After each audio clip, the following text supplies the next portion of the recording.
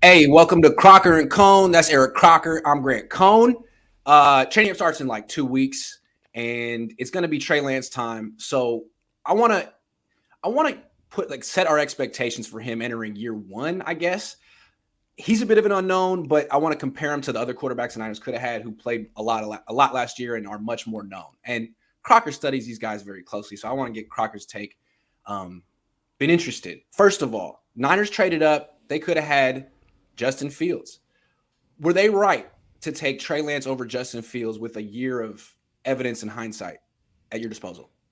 With a year evidence in hindsight, I would say yes. And this is why. And you actually kind of lumped this together. It was, should they have taken him over Zach Wilson, Mac Jones? I know we were going to get to that, but Yeah. here's my take on this. One, when this is a tweet that I put out before the NFL draft that year.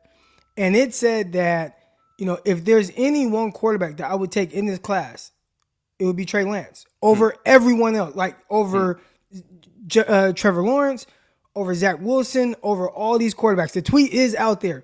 And my reasoning for that is the things that you start to learn about a player and their mental part, right? Like I've been in these NFL locker rooms and even other leagues. And the reason why most guys don't work out is not because of lack of talent. Right. It's because something upstairs. Are they willing to put in the extra work? Are they willing to go above and beyond? How much do they truly love this, right? Right. And everything that you start to find out about Trey Lance was that this is a guy who definitely possesses all the physical attributes. We know that. And he clearly was not a quote-unquote finished product coming out of college. But when you have that mental makeup, that mindset to go above and beyond in your work ethic, you're going to do everything possible to be able to reach your full potential. And I got that from him more so than any of the other guys. So once I learned that about him, and you start to listen to some of the things that people are saying about him, who was it that went? Daniel Jeremiah? It was Daniel Jeremiah. It was one of those high-ranking draft guys. And what they said was, this is a guy that's wise beyond his years. He's extremely mature for his age. Obviously, we know about the limited snaps, but whatever he was going through at that time, like he's going to overcome those things. And we've seen some of it, right? Accuracy issues, sometimes the ball going all over the place. But because of the person that he is, he's going to overcome those things. And everybody looks at a guy like Josh Allen and it's like, well, Josh Allen wasn't very accurate coming out. Like he wasn't. And he had a lot more reps than Trey Lance coming out as well. So that's helpful. And Trey Lance is going to need those reps. But one thing about Josh Allen, I underestimated his work ethic. I underestimated who Josh Allen is. And his success has not come out of nowhere. It's not something that, it just came and we don't know how. Like, no, he put in the work to figure it out, to go above and beyond. And I think that Trey Lance is that person. So in hindsight, you can look at some of these guys out of their rookie year, and I don't think anybody was exceptional. I think Mac Jones was the most efficient, and even then, he had a lot of ups and downs as well. So I don't think anyone did anything last year that's like, oh man, I definitely would like to have this guy over Trey Lance. I think Trey Lance is in a good spot, and he just needs a little bit more experience to fully become the player that we believe he can. It's funny you brought up Daniel Jeremiah. I believe he wrote an article right after or before Trey Lance's pro day comparing him to Andrew Luck. No qualifier. So this guy reminds me of Andrew Luck. So that's high praise from Daniel Jeremiah. What I'd like to ask you about is, we're on the same page with Lance, but what do you think of Fields? Because before the draft, a lot of people on Niners Twitter really wanted Justin Fields. He was a controversial prospect. He dropped to 12. He's on a terrible team. I saw him in person. I felt that he kept the Bears in that game. He was the only reason the Bears were competitive against the Niners. At the same time, he only won 2 games. He got sacked a ton. What do you think of Justin Fields? I think he's the most talented quarterback in that class. For me, he's my QB1. Now, again, who would I draft and who would I, for the long term, Trey Lance. And I said that pre-draft. But as far as who's the most talented, he was accurate, he was efficient. Physical freak as far as his ability on the move, his ability to make plays off script. So, that's a guy pre-draft where I'm like, man, if they take him, obviously I'm extremely excited. But again, it starts to come back to, trying to find out who this player is. And there were those questions, and I don't know if it's true or not, but they talked about, kind of the work ethic or, Right. Is he going to work hard? Like, is he a great teammate? Maybe somebody was just giving bad information. But just the fact that those things came up and I never really heard too many people kind of dispute that, it was a little, I don't want to say worrisome, but it was something that I took note of. So, he's in this situation. How is he going to be able to overcome that adversity of really what looks like a stinky Bears roster? I know they just went and got N'Keal Harry. I don't know how much he's going to help Justin Fields either. And we just talked about that on my Locked On Draft podcast. But love Justin Fields and his upside. But is he the person that's going to really go above and beyond to try to figure out how to overcome the adversity? I couldn't grasp that pre-draft. I feel like when I saw him in person, he's a little smaller than Lance, but he's big. And he's quicker than Lance. He's faster than Lance. He's more athletic than Lance. I mean, he can run around in circles and make people miss, almost like Kyler and Lamar. And he's also very accurate with a strong arm. The one thing that concerns me about him, and it went back to college, it's really the only thing, is the sacks. He gets sacked a lot. He got sacked a lot in college too, but maybe if they gave him a better offensive line, some receivers who got open quicker, a better scheme, they could probably work on that. I think Kyler Murray led the league in sacks his rookie year, and that hasn't been an issue for him since. So that's the one thing I'd like him to see. He kind of plays hero ball, but in Chicago, he kind of has to. So I actually think if you could get him out of that organization, if I were a GM, I'd be looking at him in 2 or 3 years like, I want that guy. They're going to fuck him up in Chicago. Hopefully he doesn't get hurt. But I do like him very much. I do think the Niners made the right call, though. Yeah, a lot of times when you see a guy, I don't want to say fall, but he essentially kind of failed, and he failed to the Bears, and I'm like, oh man, like that head coach is going to be out of there in a year. Yeah, that's true. And then it's just, and they're not going to get him weapons. They never get the quarterback weapons in freaking Chicago. I don't know why they do that. It's like they're stuck in 1985. Who are their wide receivers? So the tight end is cool, Cole Kmet. Like he's young. Yeah. We'll see what happens with him. But they had Allen Robinson and Mooney playing off of Allen Robinson. That was solid. Well, now we know he went to the Rams. So you have Darnell Mooney. Matter of fact, hold on, because I just wrote it down for our show yesterday. Not a great list of receivers, or at least not a great list of established receivers. So you got Darnell Mooney, Byron Pringle, who's probably your second best receiver right now, Velus Jones Jr., who's a 25-year-old rookie out of Tennessee, who I did like. But now he's coming in and is like, damn, I got to be the guy. We'll see. N'Keal Harry, Daz Newsome, who's kind of more of a slot out of UNC. He was a mid-round pick. You got Equinemius St. Brown, who have plenty of opportunities to really make something happen in Green Bay, and they're trying to find any and everyone who can be a wide receiver 2. You don't even got to be a wide receiver 1. Can you be a wide receiver 2? And they let him go even after losing Valdez-Scantling and Devontae Adams. Then they got Dante Pettis and David Moore. Man, that's organizational malpractice. You're not even paying for your quarterback, but he's a big investment, and you won't invest in people who can help him on offense. What's up with that? Right. So, I don't like what they're doing for Justin Fields. And the more beatings you take, especially, their offensive line was poor, you can start to develop these kind of bad habits of really seeing ghosts and not playing under being composed. And if that's what's going to happen with him, it's not going to be good. It's not going to be good. Yep, I agree. Let's move on. Now, I know you said you would take Trey Lance over pretty much everyone. So let me rephrase the question. Mac Jones had a really good rookie year. Went to the Pro Bowl. Went to the playoffs. Looked like, for a rookie, he was really good. He looked like a vet. And the Patriots won with him. Do you think part of Kyle Shanahan or some of the people in the Niners are looking at Mac and being like, we should have just taken Mac. He's a sure thing. What do you think? I think the last thing you said about like the sure thing, and you never quite know if a guy is going to be a sure thing, but I think, when it comes to being pro ready, he was that guy, right? I remember a few years ago, we talked about the Josh Allen class with Lamar Jackson, all those guys. Do you remember who the pro ready quarterback was in that class? Oh my God. Was it Darnold? No. Was Josh it Rosen? Josh Rosen was, I know from your alma mater. Quarterback. Yeah. Josh Rosen was the guy where it's like, that's the sure thing, high floor, low ceiling, all that. And he's been shipped around. I don't even know where he's at now. Maybe still Atlanta. I don't know. It's ugly. I don't think he's in the league anymore. Right. So, you never quite know. But okay, let's say Mac Jones is or has shown the ability to be what people expected him to be, which was, hey man, he could be this efficient quarterback. He processes fast. Maybe he doesn't have like the biggest arm, not the most athletic. I think he's a little bit more athletic than people give him credit for. But I didn't see anything from Mac Jones that was like, man, like this is the guy. Like he's going to take you above and beyond. And that's what the 49ers need, right? We've seen Jimmy Garoppolo in these situations, and I'm not saying Mac can't be better than Jimmy Garoppolo. I'm just saying, in the sense of what's needed to win with that style of quarterback. I just need you to make a play, right? Like it's the key moment. Everything's not going to be perfect for you.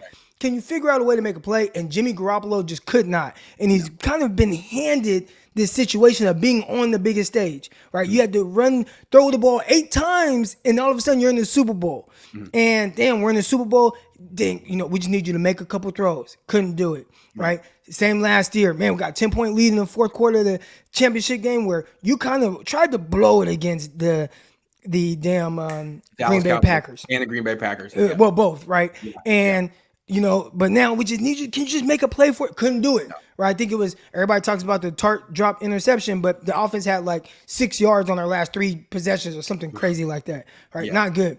So can you have a guy that makes the plays? Well, when I watch Mac Jones, and there are a lot of things that I feel like he does well. He gets the ball out of his hands quick. He threw to the running backs a ton. That's awesome. Not a lot of negative plays, but he was more so of what kind of expected. He was a guy who, again, rookie, so you have to take this in context and whatnot, but they lost 4 of their last 5 games, including the playoff game where he stood no chance being on the field with Josh Allen.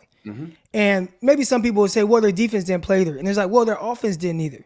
And he's part of that. You could say maybe, hey, the weapons they have, the 2 tight ends with Jonnu Smith and Hunter Henry and, Kendrick Bourne and Nelson Aguilar, maybe it's not enough. Maybe, right? Yeah. But they haven't done anything to improve on that. Maybe draft Tyquan Thornton out of Baylor. We'll see how he adapts. But they lost 4 of their last 5 games. Their only win was against Jacksonville, and he threw 7 interceptions in that time. So and he didn't throw a pick against Jacksonville. So in the other 4 games, he threw 7 picks.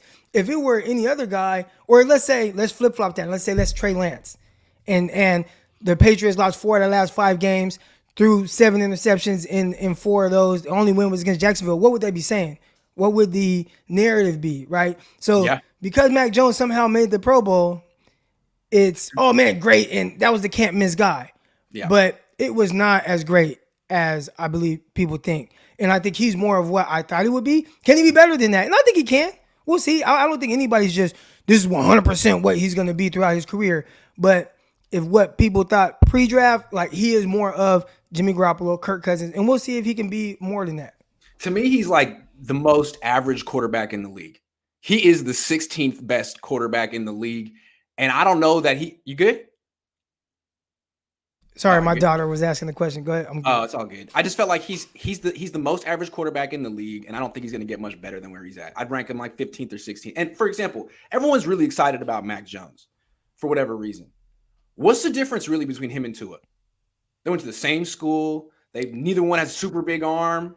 What is the difference really between them? I think there's a big difference.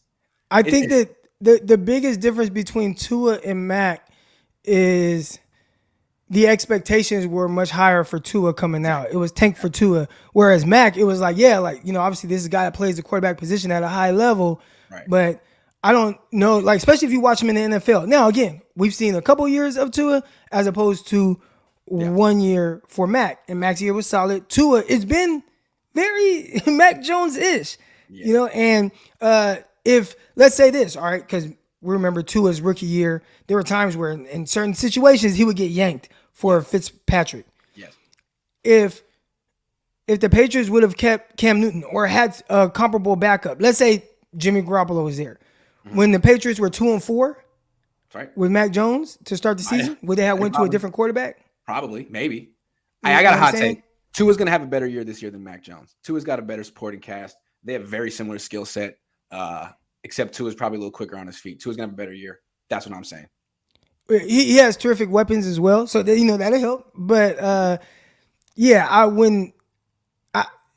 if I had to bet money, I would say Tua would have the better year. Yes. All right. Last Trey Lance comparison question. Do you Real quick, I just want to say, sure, go anything ahead. I was saying, because there are people that really defend Mac Jones, and I can see the comments in it. Sure. Mac Jones is solid. This is not a knock. It's just in the sense of it's not. Will he ever be a top 10 quarterback in his life? I don't know about that. When you look at the list of top 10 quarterbacks, he'd have to be Tom Brady to be a top 10 quarterback, and I don't know if he'll ever be that. The fact that he was a Pro Bowler last year kind of boggles my mind. Like, that means the NFL saying he already is. Like, no, he's not. What are we talking about? Well, I think that's the NFL saying a lot of quarterbacks were like, I'm not playing in that game. Fair. All right, so the Jets took Zach Wilson, number 2. He had a terrible rookie year. He was a rookie. He was on a young team. Do you think they're looking at the Niners right now saying, damn, we should have took Trey Lance? I don't know if they're saying, damn, we should have just took Trey Lance, but if they have these second thoughts about the quarterback that they took, I wouldn't be surprised, right? Yeah. This is a guy who does have talent, and I've seen that. And again, we can make all the excuses for him. The offensive line, it wasn't great. They had some injuries. Oh, the weapons, even though I don't think the weapons were that bad, but whatever. The weapons, not great with Corey Davis and Berrios, even though they extended him, and they had the rookie Elijah Moore, even though he was one of the better rookie receivers. But, yeah, hey, he had no weapons, and he needed help. All right, so we'll see. Second year in the offense, you had a first-year offensive coordinator. Maybe he figures out more how to make plays. But, again, it's going to come down to the thing that I questioned before. Maturity. Who are you up here? Yeah. Who are you up here? How much adversity has he faced and really had to work through those things, and how did he handle that, right? I know everybody wants to look at Zach Wilson's last year, and I had questions about it because this was a guy who was a 58, 59, 60% passer, and then all of a sudden it shoots up. Well, why does it shoot up? You had a pandemic, and you had these teams that he was playing like North Alabama, North Texas, right? He's playing Texas State, schools like that. And your receivers, you throw it up to them, they catch it, and they're better. Your offensive line was terrific. They had several guys get drafted from that offensive line. Tyler Algier, the running back, he got drafted as well. So there were a lot of talented guys there on the BYU team, and they kind of prop up maybe what he looked like he was. Because heading into that year, he was like, I don't know, 50th ranked quarterback or something like that. And I'm not saying he's bad. I'm just saying there's a scenario where he was potentially overdrafted, and I could see the Jets thinking, is he the guy? They got to figure that out. He out there smashing people's moms and stuff, so I don't know. And you talk about maturity, right? And you were saying how much that meant to you with Trey Lance. I mean, and then everyone questioned Justin Fields' maturity, although to me, you got to look at Zach Wilson, man. I mean, not just with the mom thing, although that's amazing. Amazing in the sense that I can't believe it's true, and I can't believe that the story came out. Like, wow. The way he plays football, though, like he passes up easy throws all the time. He plays like he thinks he's Lamar Jackson or Justin Fields, and he's not that athletic. I mean, he'd be better off playing like he was Tua or Mac Jones and using his quick release and getting the ball out. But he holds the ball a long time, takes a ton of sacks, has a ton of negative plays. I don't know about this guy, man. I don't know if I don't think he's as athletic as he thinks he is. He's not as athletic as Trey or Fields. I don't like his decision making on or off the field. I'm kind of down. I'm out, I think, on Zach Wilson. I don't like it. I think that. Yeah, I mean, it's young, and we'll have to. Sometimes you got to give these guys a chance to mature, right? Yeah. And who he is year 2, maybe he's a different person. Heading into year 3, year 4, but you're gonna have to make that jump, and he's gonna have to want to really get better, right? Because we've seen guys, and I saw someone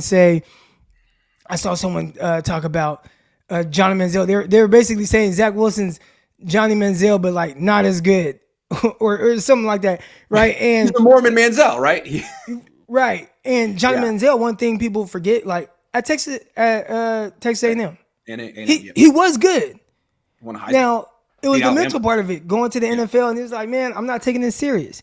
Right. And that's where the issues were. Now, will Zach Wilson take it more serious? And if he does, then that's when, because when you hear Johnny Manziel, people are all buzzed, wasn't good. It's like, man, the dude he didn't get it up here, like what it took to be a professional quarterback in the NFL. It's not like he lacked the actual ability to play the quarterback at a high level or a good level.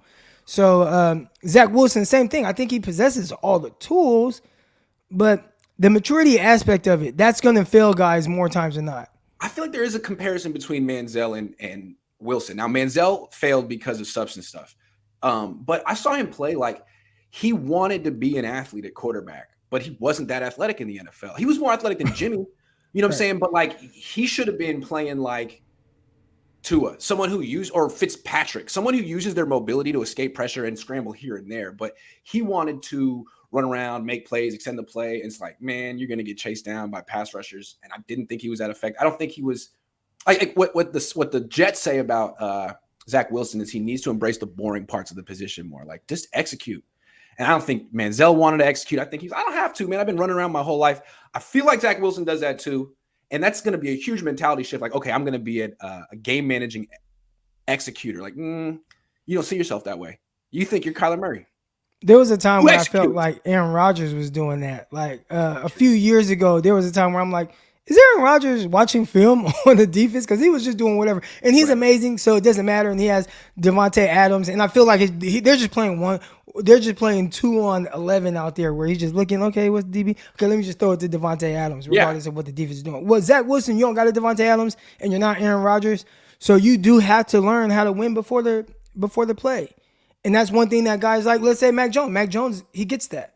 Yeah. Right? Like Mac Jones gets that part. And then he's accurate enough to efficiently distribute the ball after the play. It's just not, It's funny you should bring up Aaron Rodgers because he's in the same exact system as Zach Wilson. They're both coached by LaFleur's. And when Zach Wilson was coming out, when people liked him, they were comparing him to Aaron Rodgers. So, Zach, watch how Aaron Rodgers executes the offense. You just go out there and say YOLO and do whatever you want. Don't do that because you're going to get everyone fired in New York. It's going to be your fault. Yeah. They won't be there long, and people will be looking at Saleh, who I thought Saleh would be a great fit for the New York Jets to kind of really change the culture of what they're doing there. Now, he's not calling plays. I think it's Jeff Ulbrich, former 49er. I think he's the defensive coordinator. He's the guy calling plays, things like that. Can Robert Saleh's mentality still kind of take shape with that team, even though he doesn't have his hand on the defense maybe as much as he would have in the past? I don't know. That's on paper. I feel like they've put together a really good young roster on the Jets, but it's young, and it's very young. If Zach Wilson flops, they won't have time to see it through, and someone else will inherit it and get the right quarterback and win a lot with the Jets. So I hope. Yeah, very young. I've been on, let's say, arena football, right? Like I played for the San Jose SaberCats. It was a very veteran team. And we were great. Like the way we really prepared at the highest level. Everything was very structured. It was almost kind of militant the way it was, and I wasn't used to that. But it resulted. I got my championship ring right here. Nice. So we ended up winning the championship and all that. And it was like, man, I learned so much from that year. Just really how to be a professional. But I had a lot of veterans around me. I was one of the younger guys, or at least one of the more inexperienced guys on that roster. Well, the year before I played in Portland. And that team was so young. And it was kind of this expansion team. I was like the number 1 overall pick in that draft. But I had no idea what it meant to like truly prepare, truly be a leader, all those things. And we lost a lot of games because we just were young. We had a lot of talent, right? But we just didn't quite get it. And even going back the year before that, New York Jets, when I was with them, there was a good amount of veterans, right? Antonio Cromartie, Calvin Pace, Muhammad Wilkerson, you had the linebacker Demario Davis, but he was a little younger at that time. But there were a lot of good veterans on that defense, and they kind of carried that team to an 8-8 record, right? When they had so much youth and inexperience on the offensive side. So the Jets, kind of circling back to them, you definitely need those real veterans. And who are the veterans on the Jets right now? That's going to be really like, hey man, like follow me. Thomas. Right, exactly. So, not ideal. Nope. All right, we're gonna get back to Lance, but first, I want to talk about the NFL at large. I want to rank the top 10 quarterbacks in the NFL heading into this season. I never do this, but I did it this morning, and it was fun, and I felt it was actually kind of easy. Now, I don't want you to put it in order because that's hard. But I just want to see how many people we agree on in the top 10. Because you always hear people be like, is so-and-so a top 10 quarterback?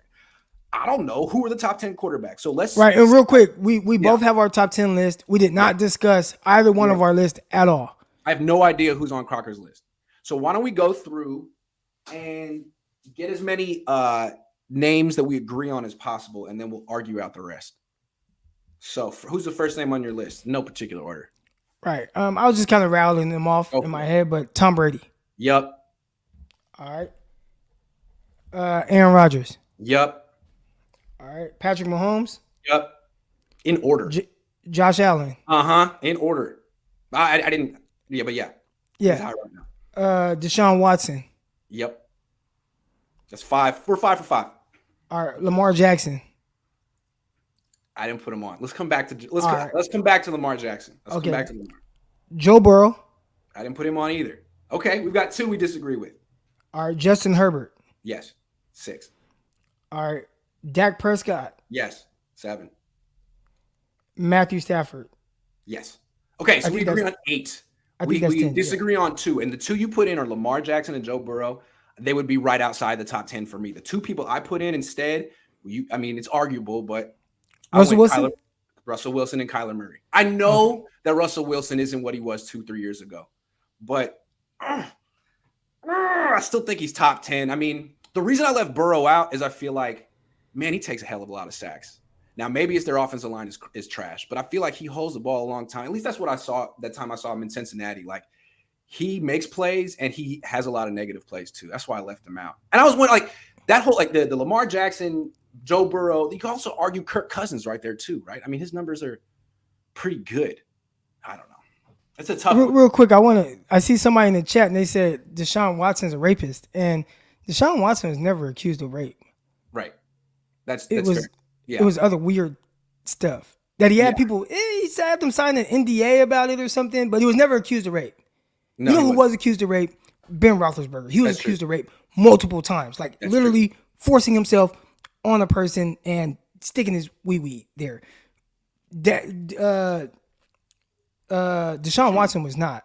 Like, that's not what they're accusing him of. They're accusing him of being weird and getting his love juices on people.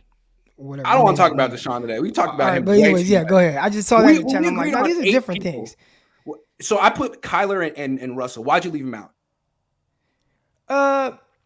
So Russell Wilson, it really kind of came down to Dak Prescott. There were 2 guys. Okay, Joe Burrow. I just think Joe Burrow is terrific. Okay. I think he's really good. I think when you start talking about, how to play the quarterback position from the mental side of things, I think he processes extremely well. He throws a good ball all over the field. Not the most physically gifted quarterback, but definitely can still make all of the throws. And then, like, when you watch him against the Kansas City Chiefs, he does an amazing job of that when I was talking about, like, I need a quarterback to just can you make that play? He can make right? Play. And he did that with his legs, on the move, run for first down, like whatever I had to do. I got to get this win in the biggest moment. He was able to do those type of things to will his team. Cousins can, right. Here's my thing with Lamar Jackson. Lamar Jackson at one point was a top 5 quarterback, and I just don't know if it's him or Greg Roman. But if you look at his numbers, man, his touchdown passes have gone down 3 years in a row. His interceptions have gone up 3 years in a row. His yards per carry have gone down 3 years in a row. Either he's getting figured out or the way Greg Roman uses him is getting figured out. I don't know what it is, man. I don't watch them enough to say. But what is that? Because I don't like Greg Roman. He's very, very – I don't like him. Yeah, I feel like his offense is pretty easy to catch on to. Exactly. But even then, I think this is how I look at it. How many quarterbacks in the league keep coordinators up at night when they have to game plan for that guy? I mean, and there ain't 10 guys that are more difficult to prepare for than Lamar Jackson. And then, they just kind of put out the stats, like his just overall record, like as a starter. And it's crazy. Most wins before turning 25. Like, I mean, league MVP. Like, he's done all these special things. And really, a lot of people forget this, but before he kind of got banged up last year and got hurt, they were talking about him being like the leader for MVP that first half of the season. And then I don't know what happened. They had a ton of injuries. Matter of fact, I mean, the whole team was just decimated by injuries, including him being in and out of the lineup. But overall, like, I mean, that's a guy where he's too freakish, he's too scary. And if I see Baltimore on the 49ers schedule, I'm like, damn, how do you stop Deshaun Watson? I don't feel like you even, I mean, not Deshaun Watson, excuse me. How do you stop Lamar, but still, Lamar Jackson, both black fair enough. quarterbacks? But how do you stop Lamar Jackson? I don't do that with a lot of quarterbacks. Other guys is like, okay, we know this quarterback is good. He's going to do this and that. But Lamar Jackson, I think he pumps just fear in guys. See, I guess it's personal for me. I've watched these people in person. I've watched Russell Wilson for a decade, and he always wins whenever I watch. He always finds a way to win. The one time I saw Lamar Jackson play the Niners, he lost, and the Niners did a good job against him. Lamar Jackson is really good. I mean, you make a good argument for him. I guess, would you rather have this season Lamar Jackson or Russell Wilson? Lamar Jackson. Whew. Lamar Jackson or Kyler Murray this year?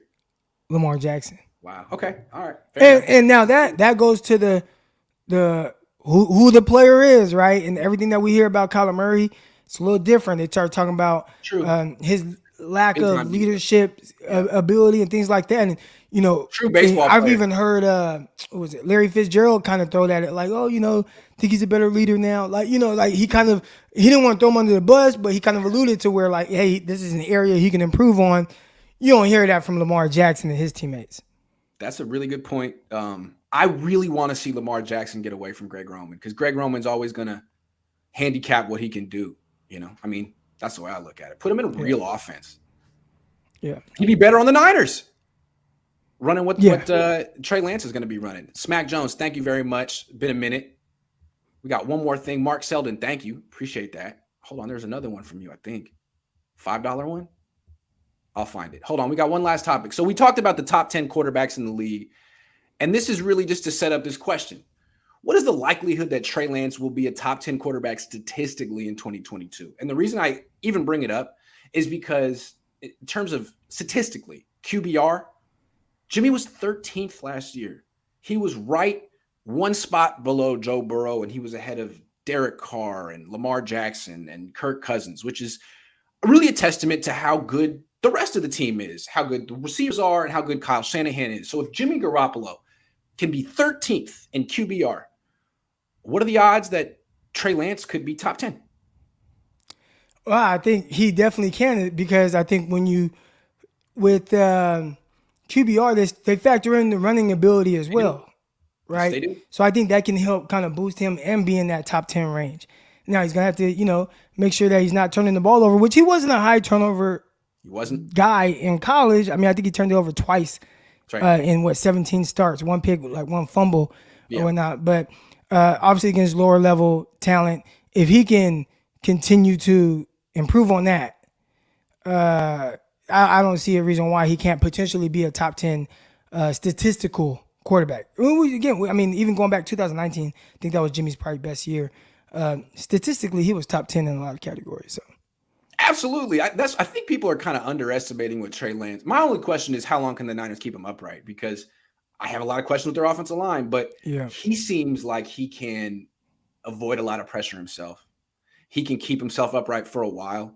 And I think with all these weapons and Kyle Shanahan scheming things up, he's probably going to have really good numbers this year. I'd be surprised if he doesn't. I think a lot of people are expecting, maybe 55% completions and a lot of turnovers. No, I think he's going to have a lot of really easy throws, just like Jimmy. He's going to have some big plays, and he's going to have a quarterback rating over 100. Maybe that's too much. That's too high of a bar to set for the expectations for him. I just think, man, if Jimmy can have like a 98 quarterback rating on this team, Trey could probably do like 105, even as a first-year starter. Passer rating. What did I say? Quarterback rating, because they're a little different. Whatever. The metrics are a little different on them. Yep. But definitely. Again, it's gonna come down to just taking care of the ball, and if he can limit those, then I think he could definitely have a good passer rating. He has terrific weapons, man. Like terrific weapons. They want to lean on the run game, the play action. I think for Trey Lance is just getting more comfortable with what he's seeing post snap, and that should lead to him being more accurate. And the more comfortable he gets, he should be able to, distribute the ball better. So that he should. We'll see if that happens or not. And one big difference I'm expecting, everyone's talking about how's the offense going to be different. Yes, he's going to run. Yes, there's going to be big plays. But I think most importantly, he's going to have fewer negative plays than Jimmy. I think that's the most important thing because this team is driven by their defense and running game. Jimmy kills me. He's a game manager who throws a lot of picks, I think, and takes a lot of sacks. Both of them. I think you're going to see Trey Lance avoid a lot of sacks and be like among the league leaders in sack percentage in terms of the fewest. Like every year it's Brady. He gets sacked the fewest. But I think Lance is going to be top 10 in that statistic, and I think he's going to limit interceptions. I could be wrong, but that's what he did in college. So that's what I'm expecting to see in the NFL. Right. Or something similar to it, right? Yep. Like I'd say his interceptions over under at 9. That sounds about right. Yeah. So now RG3 through 5 his rookie year under Kyle Shanahan, but this is going to be a different offense. It's not going to be. Probably going to throw a little bit more than RG3 through that year. I'd say, yeah, he's not going to run nearly as much as RG3. Right. RG3 was a different type of athlete. I mean, we're talking about a guy who ran a 4.3. They were definitely going to utilize his legs more.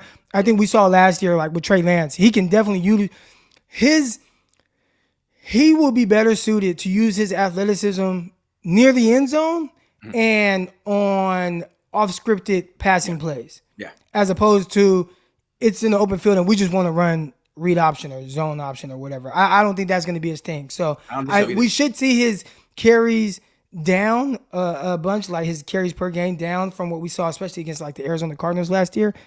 And if we can see more of what he did on the first play of the game, where had a free runner off the edge, he stepped up and ran for 15 yards. I think we'll see more of that version of him as a runner.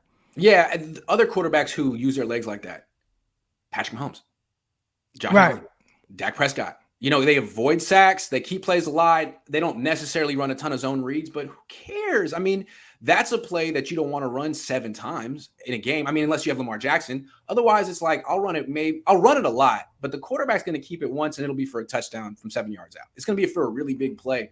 What you need is multiple scrambles for first down, multiple like plays where you avoid a free rusher. Lance can do that. And that's where he's going to get better. You talked about Jimmy Garoppolo, right? Mm-hmm. And some of the things where he's like not very good. But one area where Jimmy did excel for the most part was third downs. Yep. And that contributed to moving the chains a lot. Right. And that's an area where definitely He was never that guy who would check it down and just walk off the field like Alex Smith. Right. Make the throw.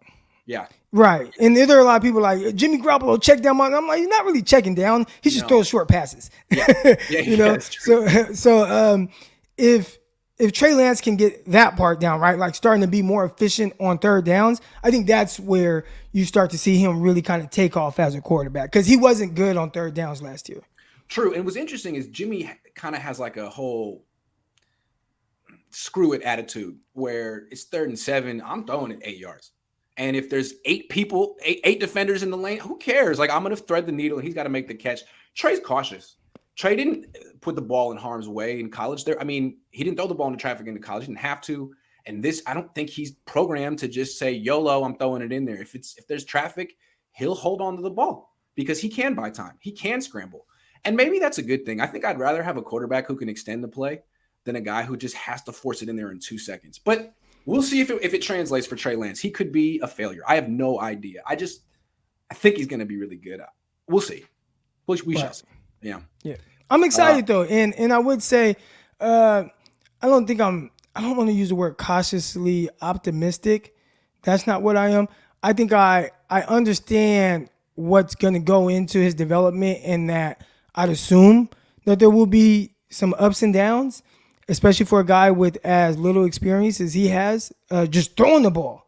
Mm-hmm. But I feel like those are things that we should start to see him improve on throughout this season and definitely heading into year 3. Ben Meyerson has a good comment before we leave. He says, Trey Lance tied Josh Allen for the best pressure to sack percentage. That's an interesting stat. I was looking at sack percentage, but so much of that depends on the offensive line and the scheme and everything. But that's an interesting that kind of like isolates what a quarterback is in control of. Once the pressure's in your face, how often do you go down? And it's what I like about Lance is not only does he have the quickness of a much smaller person, but he's freaking strong. And he can do the kind of things that Josh Allen does, young Ben Roethlisberger did, is just shrug people off. If you're coming in with your just an arm tackle, you're probably not going to sack Trey Lance. Whereas Jimmy Garoppolo might have sacked himself already. I mean, we've seen him do 3 pirouettes in one pocket. I'm sorry, Jimmy. You're still on the team. I got to take these shots. I'm so sorry. Yeah, Jimmy. Yeah, Trey Lance. He's definitely more twitched up than I was expecting to see. Yep. He has the twitch, just not really the like acceleration like that, or like the ability to really run away from guys. But I remember there was a 4th down play against the Seahawks in that game that he played that second half, and 4th down and 10, and he like dodged a guy, moved, and then kind of did a little shimmy in the open field and ran and got the first down. And that's a different element that he's gonna get, and the more comfortable he gets in just the offense or just playing quarterback, the more I think you'll see that aspect of his game take off. Yeah, he needs to figure out how exactly he's going to use his legs in the NFL because, I mean, one thing about the zone read real quick, it was a failure with the Niners last year. But to me, if you're going to be good running the zone read, that's something you need your entire first-team offense doing a lot in the offseason. And if you remember, that was something the second-team offense was doing because the first-team offense was playing with Jimmy 95% of the time. So it was kind of unrealistic to expect that zone read package to be effective. You got to really commit to it, and they theoretically will this year. I want to see if they can do it a little bit better because he's not as bad as he showed on. He was awful on those, but I think it was just an overall offensive thing. I think he can be effective on that stuff. Yeah, just figuring out he'll get that right. But again, I don't think the Cowboys. I mean the Cowboys. I was thinking of Dak Prescott because I think like Dak Prescott, I would assume that that's more of how they want to utilize him in the run game. Yep. Dak Prescott very seldomly runs the ball, and he will pull at times. But when he pulls, it's almost like, oh, he kept it, right? And then he takes off. And I think 49ers need to get to that point with Trey Lance where it's like, oh, he kept it. Right. Unless it's like in the red zone. Now, that's when I expect him to really kind of make his money as a runner. And he'll start making an impact as a with the ball in his hands beyond the line of scrimmage. But still, I think as a quarterback, the 2 most valuable ways you can use your legs is to escape pressure and to extend the play to use your arm. Because avoiding sacks is huge. And once you get outside the pocket, if you can make throws from there, that's where the big plays are. Because to me, and that's where now that's I'm excited to see that because I think that's something where. And I was talking to my guy, he's QB guru, Greg Pinelli, and we were talking about Trey Lance and kind of the expectations of him. And I'm like, I don't expect him to just be super comfortable as his pocket quarterback. Mm-hmm. But I think almost like maybe not to this extent, but what I saw from Patrick Mahomes in his second year, right? That first year he played, where it wasn't just, oh, I'm just doing full field reads. Well, nobody really does like full field reads, but I'm just going through all my progressions and then making a throw. Oh no, like it was okay. Travis Kelce, that's my read. Not there. Let me move out. Oh, okay, I got Tyreek Hill. Let me throw it as far as I can. Bombs away, right? And then you saw all these special plays, and we saw some of that from Trey Lance. Maybe it didn't result in him pushing the ball down the field, but Houston Texans, they had double slants on. He looked at it, didn't quite like it, moved around, rolled out to his right, threw a first down to Brandon Ayuk. His first attempt as a 49er in the preseason, he did that where they had those deep curls. He didn't like it. He rolled out right, threw a strike to Ayuk, but Ayuk dropped it. Remember, that was his first pass. He has the ability to do those things, and I think early on, we'll see him, I don't want to say make a living off of that, but I think you'll see that more this year than you will probably in the next 2 years. But that's an area where I feel like it's actually going to probably be exciting because I think there's going to be some big plays that come off of that. And to me, the way the NFL has evolved, the biggest advantage an offense can have is when you have a serious dual threat quarterback on the perimeter. Like, I think the defense has a lot of advantages when the quarterback's in the pocket, unless the quarterback's Tom Brady. But once you get Josh Allen, Patrick Mahomes, Justin Herbert outside the pocket, defense is fucked. I mean, they're like basically like holding on for dear life at that point. And even if they don't get the big play with their arm, they can run for a first down. And I think that's why I like Trey Lance. Like, who cares about the zone read? He can get some touchdowns off of that play, but once he breaks the pocket, he's so quick with in his drops. He's so quick to just bootleg out. I think he's gonna have teams at his mercy unless he's horribly inaccurate. But I didn't see that. In fact, he looks very accurate. It's just the ball flutters a little. Well, you've seen him now. There are times when he is horribly inaccurate, right? Like you'd see some passes where it's like, oh, where the hell are you throwing it? Who are you throwing it to? Right? Like we saw those type of passes. I was actually looking ahead into the Houston Texans game. Like, are we still going to see those like horribly inaccurate passes? And we didn't. Nope. I thought he hit. He was very accurate over the middle in those tight windows. he was hitting guys. He hit Debo on the slant. He hit Ayuk on the slant. Like, I thought he was much more accurate. So if we continue to get that version of him, I don't think anybody's going to be worried about 70% of his throws in that game. I mean, very right. efficient. People want to talk about it, but and then you've seen him in OTAs, and I know a lot of people are like, "Oh, OTAs, it doesn't mean much. Like, who cares? Everybody look," and it's like, no, like these are things that we want to see from Trey Lance because we just talked about his ability to potentially make plays off script, right? Well, in 7-on-7 OTAs, you don't have the luxury to try to make those type of plays. You have to play from the pocket. So if he can start to become more efficient in 7-on-7, something as simple like that, especially for a guy who doesn't have a lot of reps, then hey, that's a good thing, right? It's like, okay, he's heading in the right direction. And okay, let's continue to work on that when the live bullets are flying. That's right. I mean, I know it's just practice, but what he just did in OTAs and minicamp, I've never seen Jimmy do in practice. And that's why I've felt so strongly since last year that Trey Lance gives the 49ers their best chance to win. And I think that a lot of national reporters are kind of fading the Niners, thinking they're going to take a step back at quarterback. That's the wrong reason to fade this team. The reason to fade the team is because they got $24 million on the bench that they should be using elsewhere. I do think they're making a big-time upgrade at quarterback. I think the tough thing is how the 49ers are viewed. They're viewed as an NFC championship caliber team when they were a player or so away from not even going to the playoffs. True. They're on life support all season, man. Yeah. So the way that they're viewed as this like kind of, I don't want to say juggernaut, but people are like, oh, this is what they are. And I'm like, man, like I was at that Rams game. It was they're a win now team. They got to stick with Jimmy. Like, nah, they've stuck too long with Jimmy. It's time to move on. All right. Jimmy's quarterback rating in the fourth quarter in the playoffs is 19. You've had your chance. Can you like think of a basketball player who has a similar, who just totally exposed in the playoffs? I can't think. It was like Kyle Lowry. I think they say that about they call him playoff P. Paul George. He is a better athlete than Jimmy Garoppolo, hands down. I'll take playoff P over playoff Jimmy. Playoff Jimmy, that's a bad quarterback. Yes, that is a very bad quarterback. Playoff Jimmy. Regular season Jimmy, he does a lot of things very well. Playoff Jimmy, not good at all. He's bad. In the NBA, you are what you are in the playoffs. If you're really good in the regular season, but you can't get out in the first round, that's your legacy, that's your reputation. In the NFL, not as much, but I think it should be. I don't know. Anyway, this was a good show. Croc, thanks a lot. Always look forward to doing this with you, man. Oh, man, of course. See you next Thursday. Thanks for watching, everyone.